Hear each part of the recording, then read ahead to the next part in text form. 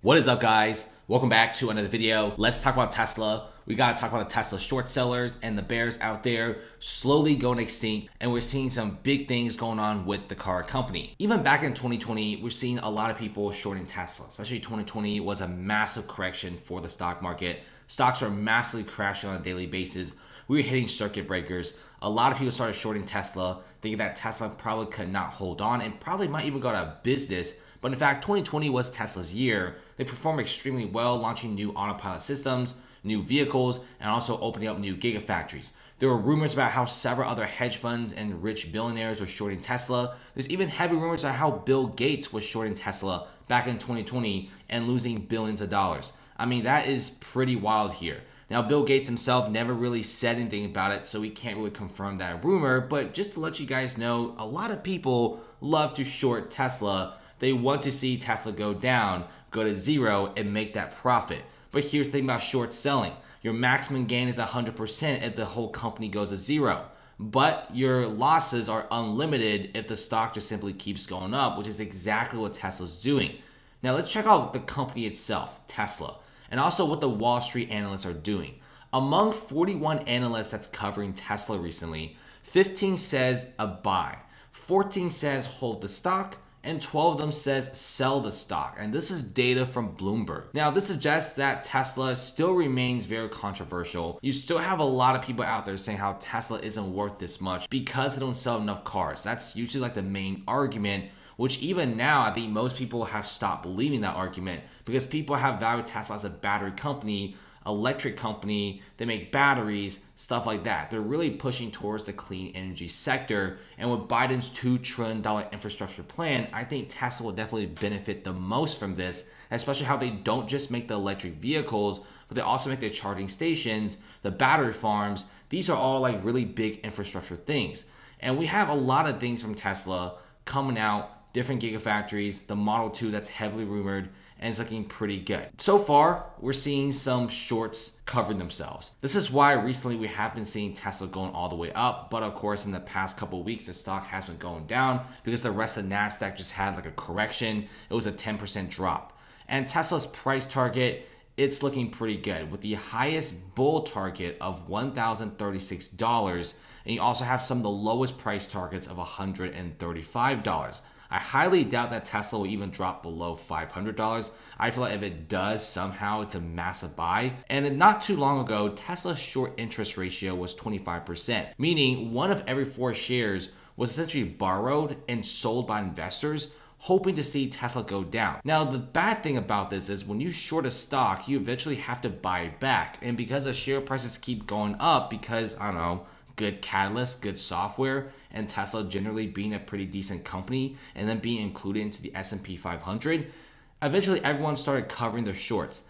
And today, the short ratio is roughly 6%, meaning 19% of all of the shorts eventually cover themselves, throwing in the white towel and essentially calling it quits. We also have reports about Tesla delivering a lot of vehicles. Most people who short Tesla always has the same argument that they think Tesla doesn't deliver that many cars. Well, in the first quarter of 2021, Tesla delivered roughly 184,000 vehicles, and the Model S and Model X production virtually dropped to zero. The majority of these deliveries was from the Model 3 sedans and the Model Y crossover SUVs. It's pretty interesting that Tesla managed to absolutely destroy expectations on Wall Street simply with 2 vehicles. Analysts were expecting Tesla to deliver roughly 168,000 vehicles.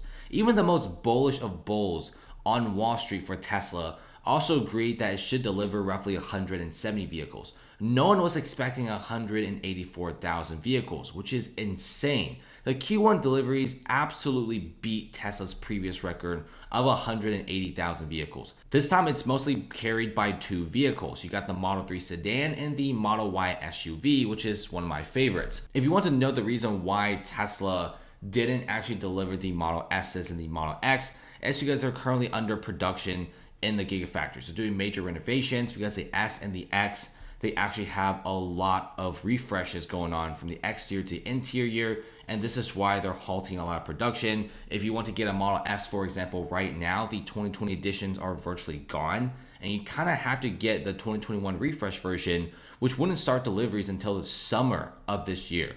So it's the next 10 to 14 weeks if you want to get the Model S.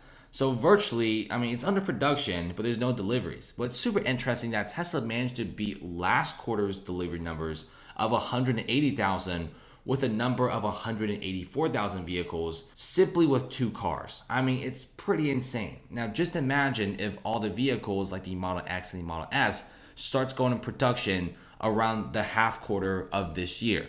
Their sales numbers will become even better and could go even up. And also, we're seeing a lot of pre-orders for the Tesla semi-truck.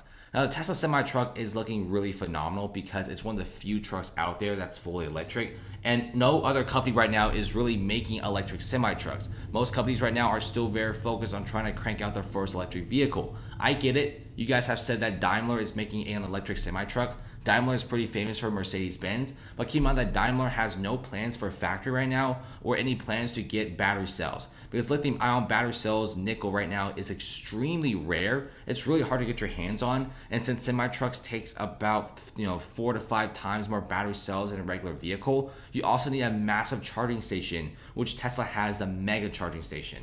So I don't know what Daimler is doing right now. I mean, yes, they have a pretty cool electric truck, but here's the thing. Tesla Semi is already under production right now. We should be seeing first deliveries at the end of this year or the beginning of 2022. They're constantly getting orders, for example, from MHX and also PepsiCo recently. If you guys have been following some of the videos, a lot of the contracts Tesla's getting is from like food delivery companies, drinks. You've got some from Walmart and also logistics companies out there. It's looking pretty good, especially once again with Biden's $2 trillion infrastructure plan. We should definitely see Tesla get really, really big from this, especially how in the plan Biden wants to be buying things made in America and by American companies, which is exactly what Tesla's doing. Tesla produces a lot of their stuff in the USA, and they are in a United States company. So Tesla will definitely benefit from this, because let's say we need some battery farms after that major Texas blackout. It was pretty terrible. So battery farms could definitely be installed, and Tesla could definitely install even more superchargers and maybe even let other companies use their superchargers. So Tesla's doing really good. It's one of the few car companies out there that really does a lot of infrastructure stuff. And once again, there's still a 6% short ratio for Tesla. Could even be seeing all 6% of these shorts eventually throwing in the towel and buying back the shares, which, I mean, at this point, 6%, it's still pretty decent. We could be seeing a massive boost in the shares if they eventually cover. But I feel like no matter what, there will always be people that will always short Tesla, betting the stock goes down, and eventually they'll always get hit pretty hard. But currently, there's a lot of volatility in markets, so it's really hard to tell who's going to win in the short term. But in the long term, I feel like Tesla is definitely becoming like a really incredibly big company. Thanks for watching.